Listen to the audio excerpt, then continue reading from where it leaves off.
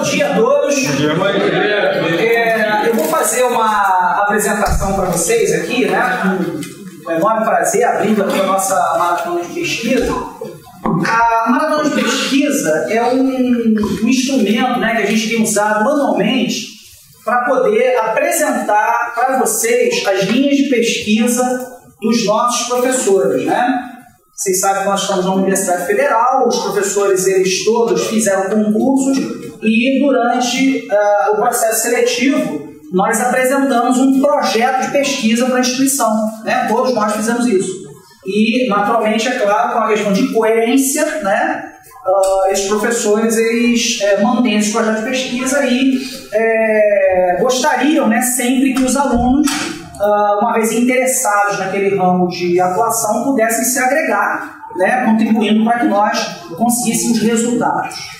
E o que são resultados? Resultados nada mais são do que evoluções desse trabalho de pesquisa. Muitas vezes a gente pensa que não, mas um tijolinho que a gente coloca dentro do ramo de pesquisa já nos rende reconhecimento, muitas vezes até internacional, né? Através da publicação de artigos e tudo mais. E isso é absolutamente permanente. Né? Quer dizer, ninguém tira uma publicação que você fez, mesmo que a tecnologia evolua e tudo mais, você continua tendo aquele mérito acadêmico por ter participado de um trabalho de pesquisa. Então, para quem ainda não me conhece, eu sou o professor Fred Sauer, eu sou um dos componentes do LAREM, que é o Laboratório de Arquitetura, Redes e Sistemas Embarcados.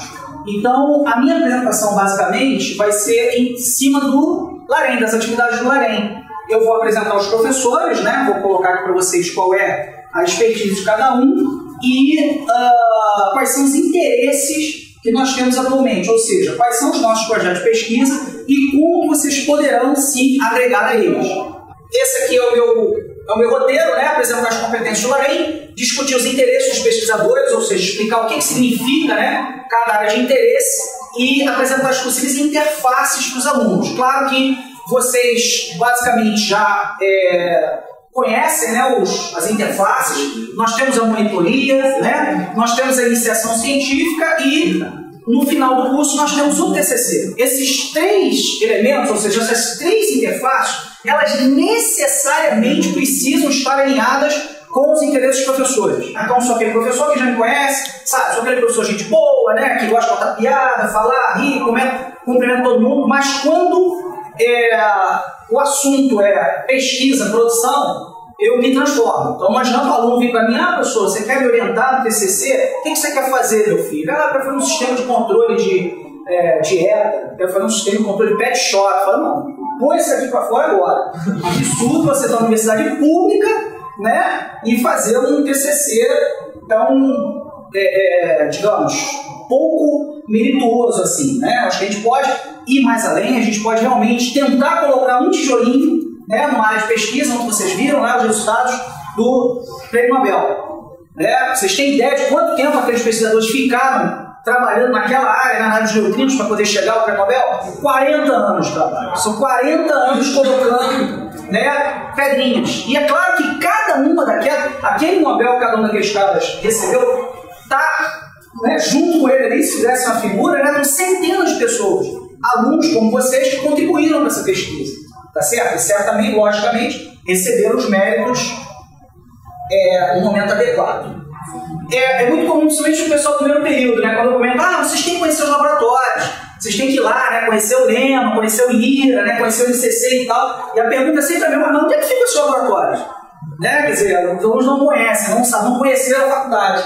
Né? Quando muitos sabem onde é que fica o banheiro ali, lógica de turma, perguntar, né, se o professor já chegou e acabou. Né? Então vocês têm que fazer um tour e conhecer os laboratórios, saber quais são os recursos que eles têm e tudo mais. No meu caso específico aqui, o LAREM, né, ele fica aqui, eu vou botar depois essa apresentação lá no meu site, tá? fredsauer.com.br. Então o LAREM ele fica aqui, ó. Todo mundo conhece os banheiros aqui da área para 2, certo? Enfim, em frente aqui, por exemplo, fica ali o Lira, né? Então você seguindo aquele corredor, no finalzinho tem a área do refeitório dos alunos, né? Onde fica a galera do DCE e tudo mais, todo mundo conhece também, não é isso? Ok, então em frente à entrada desse refeitório tem um corredorzinho escuro, sombrio ali, né? Tem que pedir para entrar acompanhado, né?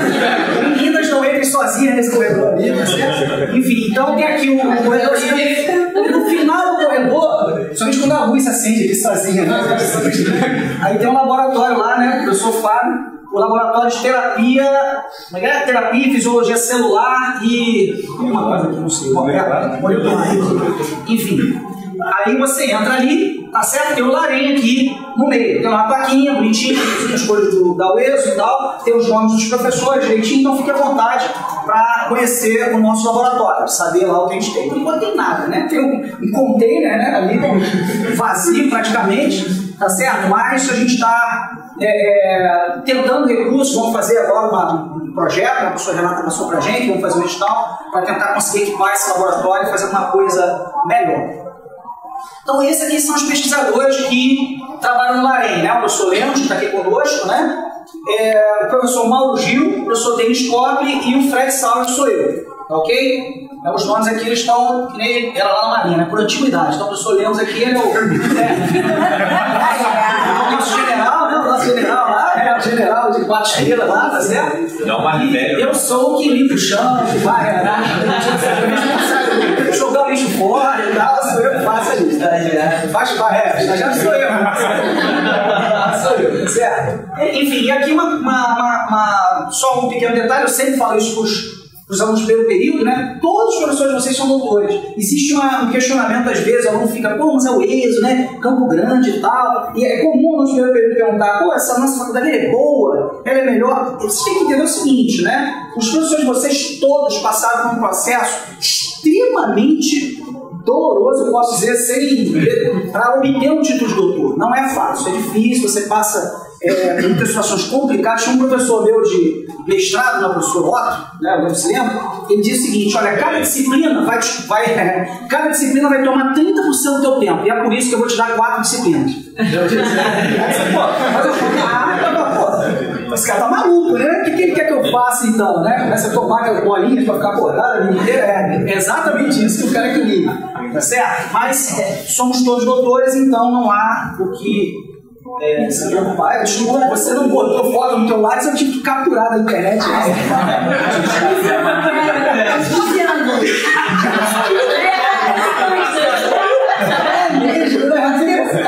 Essa máquina do bem. Quando ele entrou na UESO. Pois é.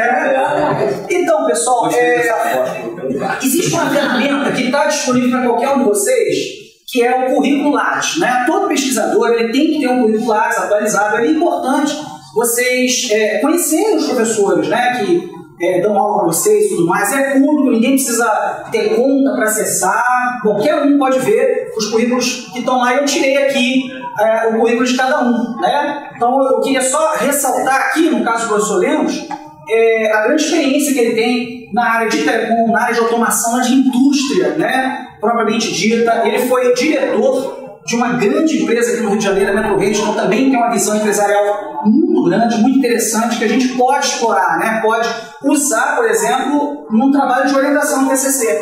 Né? Ele conhece o mercado, sabe que tem chance de dar certo, que ele pode realmente dar cauda no futuro, então é uma coisa que a gente pode tentar explorar. Né? É uma experiência enorme como professor. Olha isso, professor universitário desde 88. 88 tem muitos pais de vocês aqui não eram nascidos. Então o professor Lemos atualmente ele está basicamente com as seguintes áreas para pesquisa, né? Microcontroladores, sistemas embarcados, a parte de interconexão de dispositivos em indústrias, extremamente importante aqui para a área de Campo Grande, né? Nós temos um parque industrial extremamente grande, né? Evoluído, e a parte de automação e controle. Aqui eu vou selecionar, nós não temos muito tempo, né? Apenas um para explicar para vocês. Por exemplo, todo mundo aqui já viu o GPS, né? GPS de carro que a gente tem, coloca lá e tal. E a gente vê que o GPS ele tem todo um algoritmo de funcionamento. Né? Você entra lá, você digita o nome de uma rua, tá certo? E ele traça uma rota para você. Aí você fica pensando assim, pô, mas peraí, como é que ele está fazendo tudo isso? É claro que dentro daquele equipamento existe um sistema operacional e existem aplicações que estão sendo executadas para poder cumprir o papel dele. Tá? Então, basicamente, né, em resumo, fazendo um resumo bem superficial, um sistema embarcado é justamente um sistema que você desenvolve para ser acoplado, para ser embarcado, né, num determinado equipamento qualquer para ele cumprir uma função. Então, a tendência, cada vez mais no futuro, é que nós usemos sistemas embarcados em tudo na nossa vida. em geladeiras, em micro-ondas, né? Em televisões nós já temos. Hoje as televisões todas já são smart, né? Tem essa situação toda em câmeras, enfim. Cada vez mais nós vamos ter sistemas embarcados. Então, uma área bem interessante. Estou só comentando, é claro que todas elas são muito interessantes, mas eu escolhi uma, selecionei uma ali só para não tomar muito tempo aqui na nossa apresentação. E uma outra pesquisa bem legal, né, que ele já tem alguns resultados nessa área, é a parte de inclusão social.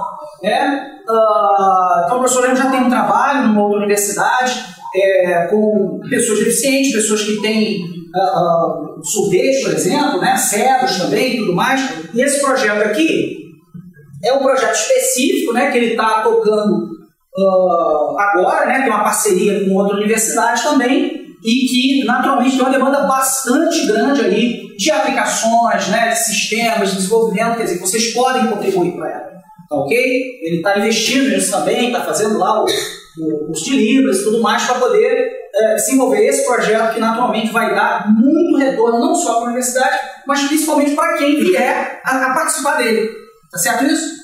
O professor Mauro Gil, né, o professor Mauro Gil, ele também é engenheiro mecânico, né, assim como eu, de formação inicial, né, depois a gente entrou para a área de informática, não tinha emprego, tá certo? Normal, você se forma, não tinha o que fazer na engenharia mecânica, né, década de 80, muita greve, muita recessão e tudo mais, né, época de Sarney, e aí a gente, vamos lá, vamos para a informática para ver se tem alguma coisa boa para fazer lá, e não saímos mais, ficamos lá.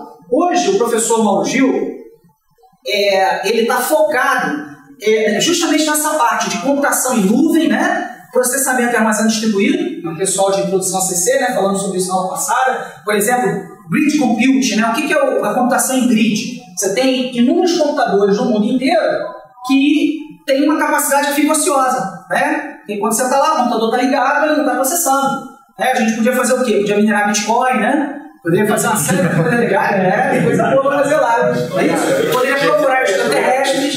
Se você tem piada, é só pesquisar. Se chama SET.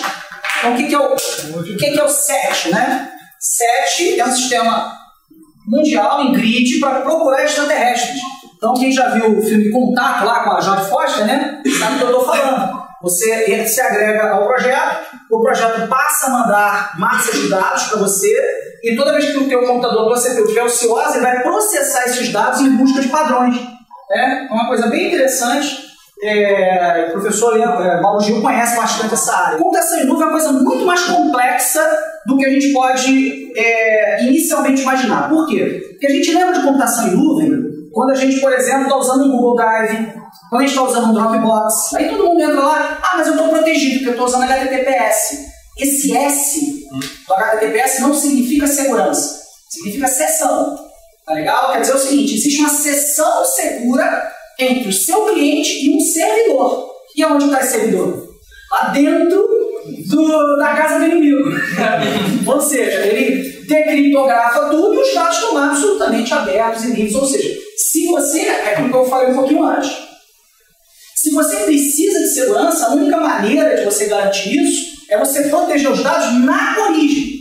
Tá? Por exemplo, para correio eletrônico, existe uma ferramenta muito legal e gratuita chamada de GNU-PG. Você aprendeu comigo lá na cadeira eletiva. Então, o GNU-PG é um programa, né, absolutamente gratuito. Você instala lá, é software livre, e ele possibilita que você criptografe informações para alguém. Então, se você quer mandar alguma coisa para uma pessoa específica, né, você vai pedir para essa pessoa instala o GNU-PG na tua máquina também, gera o teu par de chaves e me passa a sua chave pública.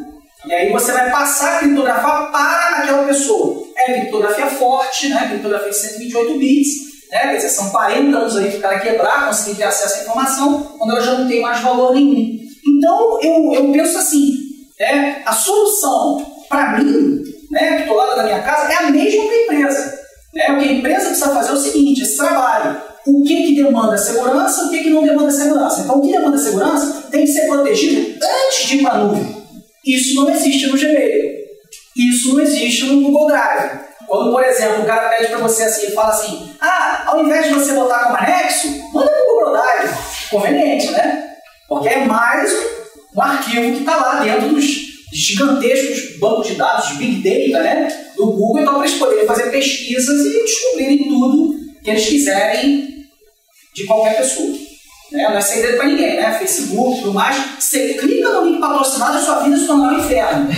Você vai passar a ser perseguido, né, por qualquer imediato, praticamente. Né? O Facebook, eu já fui empresário durante uma época, eu fiz uma parceria com o Facebook, me custou R$2.000 por 6 meses a campanha. A história que diz o seguinte, olha só, você vai criar a tua página aqui no Facebook e tal, e eu vou pegar, todo mundo tem interesse no concurso público, e eu vou colocar a tua propaganda. Aqui em uma matrícula eu paguei um custo, né, de 6 meses e tive uma quantidade absurda de matrículas por causa daquela pesquisa, principalmente para curso de distância. O Facebook é mundial, né? Então todo mundo falava português e se interessou por aquilo. Então, é uma mina de ouro. Tá? É realmente uma mina de ouro. Tá? E eles, claro que para poder fazer isso, precisam que as informações não estejam protegidas. Agora, quem hoje trabalha com computação em nuvem é o Mauro Gil. O Mauro Gil tem muito mais, muito mais do que eu nessa área, né? Conhece bem mais. Ok? Mais alguma dúvida, pessoal? Obrigado.